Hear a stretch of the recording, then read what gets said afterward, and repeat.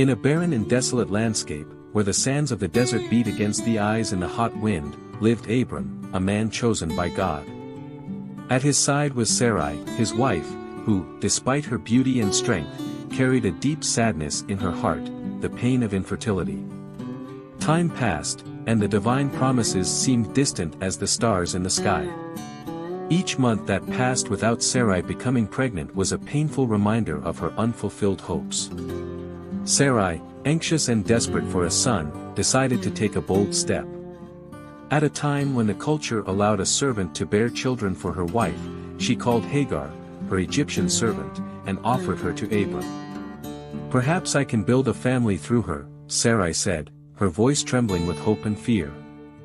The idea was a reflection of the despair that consumed her, and yet, it seemed to be the only way out. At the end of this video, a special message for you. Hagar, a young woman with a determined look, accepted the proposal reluctantly. She knew that this decision would change her life forever.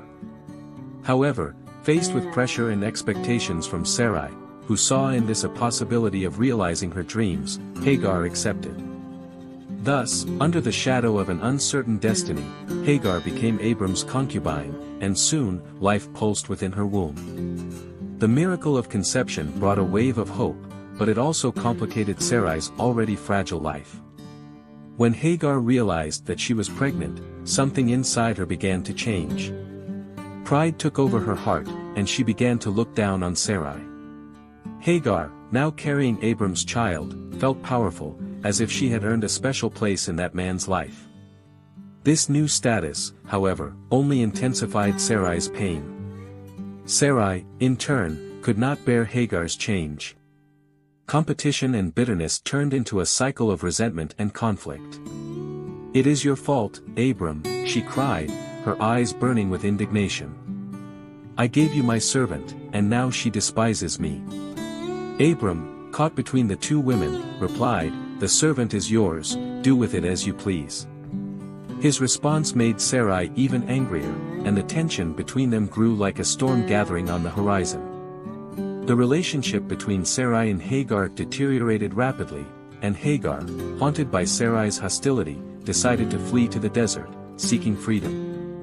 She walked alone, her heart heavy with uncertainty about the future, and loneliness seemed an unbearable burden. However, it was in the desert, far from civilization and the pressures that surrounded her, that Hagar encountered a divine messenger. The angel of the Lord met her at the spring of water, a place that symbolized life and hope in the midst of desolation. He looked at her with compassion and asked, "Hagar, where have you come from and where are you going?" Hagar, with tears in her eyes and a choked voice, responded, "I have fled from my mistress Sarai." Her answer carried the full weight of her grief and despair. The angel, with a gentle, firm voice, brought hope and direction.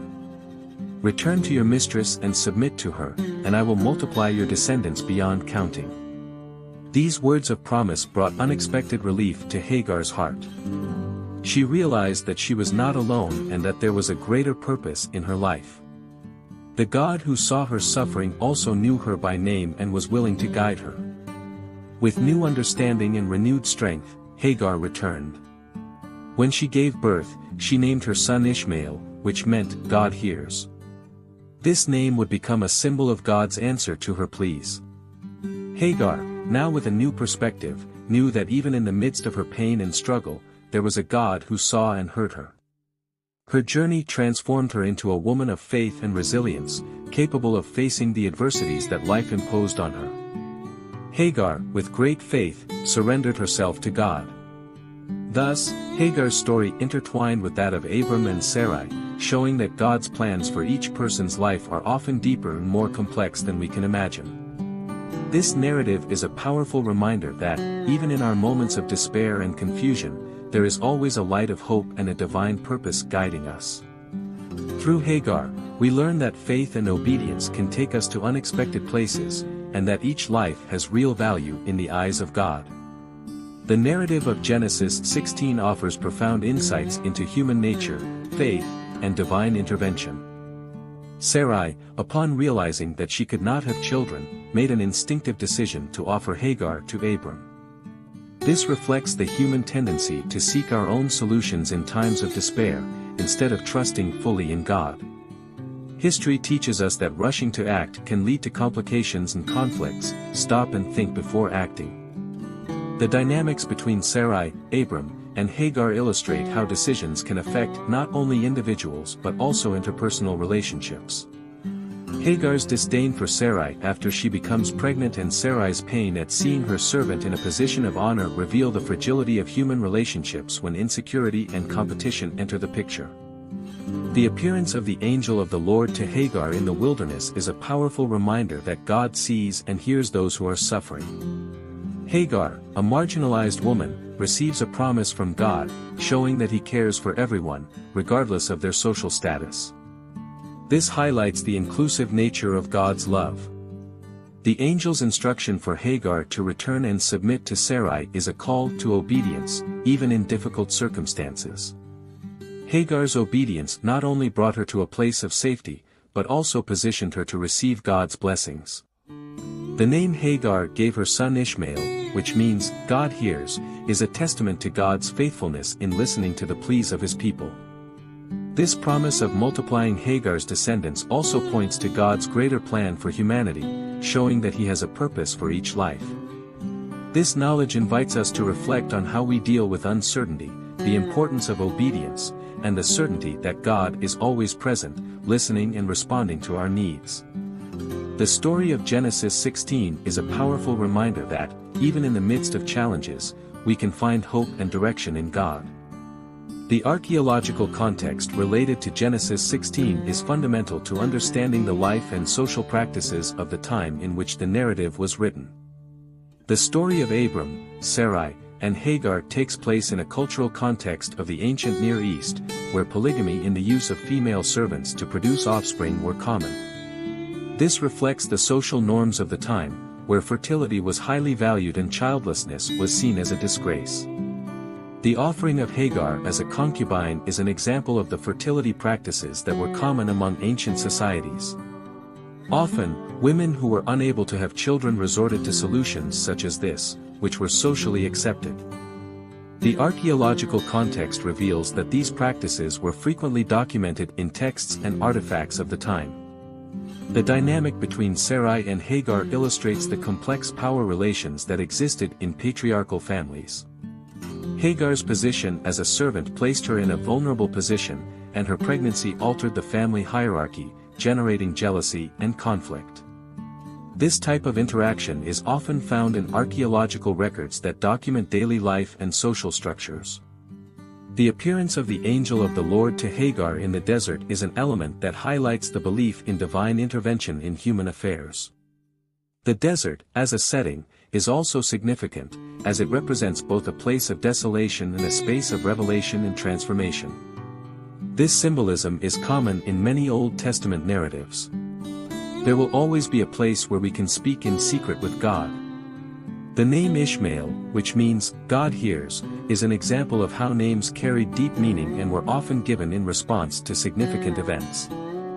The practice of naming children after divine or personal experiences is a recurring theme in biblical literature and is reflected in many archaeological finds that reveal the importance of names in ancient cultures. These elements of archaeological context help to enrich our understanding of the Genesis 16 narrative by providing a broader view of the social, cultural, and religious practices of the time. Through archaeology, we can see how these biblical stories intertwine with the historical and social reality of ancient peoples. Although there are no archaeological finds directly associated with Genesis 16, the archaeology of the ancient Near East provides valuable context that helps us understand the narrative and social practices of the time. Excavations in the cities of Ur, Haran, and other Mesopotamian locations have revealed information about daily life, family practices, and social structures of the time. These cities were contemporary with Abram and Sarai, and artifacts such as clay tablets and inscriptions help us understand social norms, including polygamy, and the role of female servants. Legal texts from ancient Mesopotamia, such as the Code of Hammurabi, provide insight into marriage practices, inheritance, and women's rights. These documents show that the practice of a woman offering her female servant to bear children was an accepted and regulated practice, normal for the time. Pottery and household items found in excavations in the region helped to reconstruct the daily lives of families at the time. These items reveal how women managed their homes and relationships, and provide context for Hagar's life as a servant. Inscriptions on monuments and artifacts that mention names and genealogies can provide interesting connections to biblical stories. The name Ishmael, for example, is significant and reflects the practice of naming children after important events, a common practice in the culture of the time. Archaeological research on desert regions, such as Sinai, where Hagar fled, helps to understand the living conditions and challenges faced by those who lived or traveled through these areas. This provides a backdrop for Hagar's experience and her interaction with the angel of the Lord. Archaeological finds, although not directly linked to Genesis 16, help to contextualize the narrative, offering a richer insight into the social, cultural, and religious practices of the ancient Near East. Archaeology continues to shed light on biblical stories, revealing the complexity of life in the time of Abram and Sarai. Just as Hagar's servant had an encounter with God, we can talk to him and ask for an answer or even for help to face our daily lives or simply to give thanks. If you liked this video, don't forget to like, share and subscribe to the channel. And remember, each day is a new opportunity to call on the name of the Lord. Until next time.